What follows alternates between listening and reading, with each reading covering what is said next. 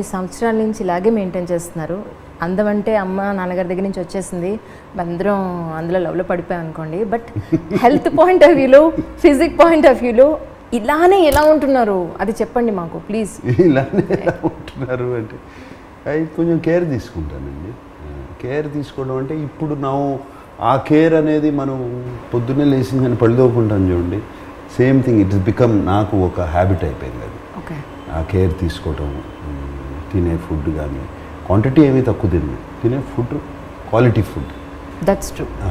ఒక చిన్న బౌల్ పెట్టుకుని పెట్టుగోడ మీద ఎక్కడో చక్కగా బౌల్లో ఆల్మండ్స్ కానీ లేకపోతే అక్రోట్స్ కానీ ఇలా డ్రై ఫ్రూట్స్ అలా తింటుంటారు తప్ప ఆయన ఎప్పుడూ కంచి నిండా అన్నం పెట్టుకుని తినడం అసలు చూడలేదని జనాలు చాలా మంది చెప్పారు. మీ క్లోజ్ ఫ్రెండ్స్, మీ రహస్యం అదేనా చెప్పండి. లేదు, నేను తింటాను. అన్నం అంటే నాకు బాగా ఇష్టం.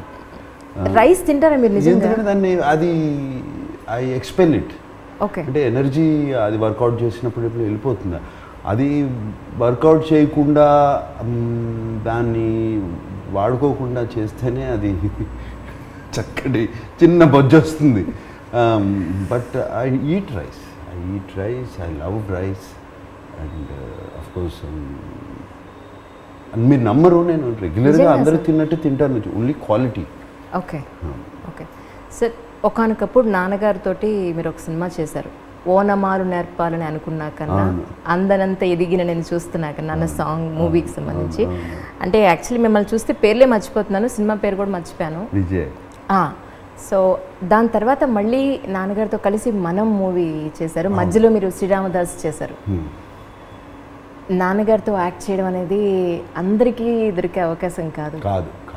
ఒక ఆ తండ్రి కొడుకుల మధ్య జరిగిన ఆ సిచ్యువేషన్స్ మాకు ఏదైనా ఒకటి పంచుకోగలుగుతారా? నాకు ఆ సినిమా అండి ఒక చిన్న భయంతో నాన్నగారితో చేస్తున్నాను, అది కలెక్టర్ గారు అబ్బాయి అయింది, నా వయసు కూడా చిన్నది, భయంతో చేశాను. By the time I did మేమిద్దరం ఫ్రెండ్స్ అయిపోయామండి. నాన్నగారు నేను ఫ్రెండ్స్ లాగా మాట్లాడుకునేవాళ్ళం, ఆయన కూడా ఫ్రెండ్ లాగానే నన్ను రేపు ఒక వయసు వచ్చిన తర్వాత వచ్చేస్తుంది కదండి ఆ క్లోజ్నెస్, ఇద్దరు క్లోజ్నెస్ వచ్చింది. అండ్ మనం చేసినప్పుడు ఇట్స్ బ్యూటిఫుల్ ఎక్స్పీరియన్స్. అండ్ మనం అనుకుంటాం చూడండి, ఒక పరిపూర్ణమైన మనిషి,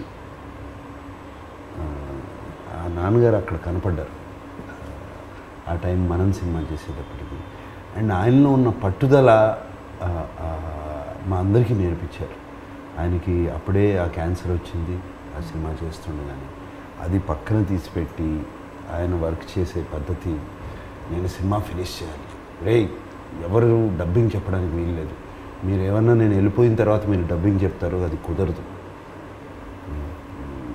I have to tell the dubbing అని చెప్పి డబ్బింగ్కి వెళ్ళి, నాన్న పర్లేదు నాన్న మేము ఏదో వాడేసుకుంటాం, డూప్ పెట్టి షార్ట్ ఏదో బ్యాక్ పెట్టి మేనేజ్ చేసేస్తాం, నడవలేకపోతున్నారు అప్పటికి లాస్ట్ షార్ట్స్ చేసేటప్పటికి, లేదు నేను వస్తా చెప్పి ఆయన చేయాల్సినవన్నీ చేశారు. ఆయన పట్టుదల, that to stand up and do at 90 years of age ఆ క్యాన్సర్ని ఫైట్ చేస్తారు. It is an impression. ఇక నాకు కానీ, చైతన్యకి కానీ, అఖిల్కి కానీ, మా ఇంట్లో ఉన్న మిగతా ఫ్యామిలీ మెంబర్స్ అందరికీ, అంటే ఆయన చూసి ఒక పక్క నుంచి ఆయన చూసే అడ్మిరేషను, ఒక పక్క నుంచి కంట్లోంచి నీళ్ళు. ఆ రోజున last day of set, wonderful man, అంటే ఒక ఫుల్ కంప్లీట్ మ్యాన్ ఆయన. నాన్నగారు మిమ్మల్ని పెంచిన విధానంలో కానీ, ఇప్పుడు మీ ఇద్దరు అబ్బాయిలు పెంచిన విధానంలో కానీ ఎక్కడ మీకు డిఫరెన్స్ అన్న కనిపిస్తుందా సార్? లేదండి, నేను నాన్నగారు నన్ను ఎలా పెంచారో అలాగే నేను I imitate it. I try to. ఆయన ఇచ్చిన ఫ్రీడమ్ నాకు, ఆయన ఇచ్చిన రెస్పెక్ట్. అండ్ అంటే ఇప్పుడు ఏంటోనండి అది అర్థం కాదు, ఆయనకి అందరికీ అలాగే ఇచ్చేవారు. ఇప్పుడు నేను రూమ్లోకి వచ్చి రా బాబు వచ్చి కూర్చో అని, ఇది యూ డూ దిస్ రెస్పెక్ట్ ఎందుకు ఇచ్చేవారో కూడా తెలియదు. ఆయన హిజ్ కల్చర్ వాజ్ సచ్,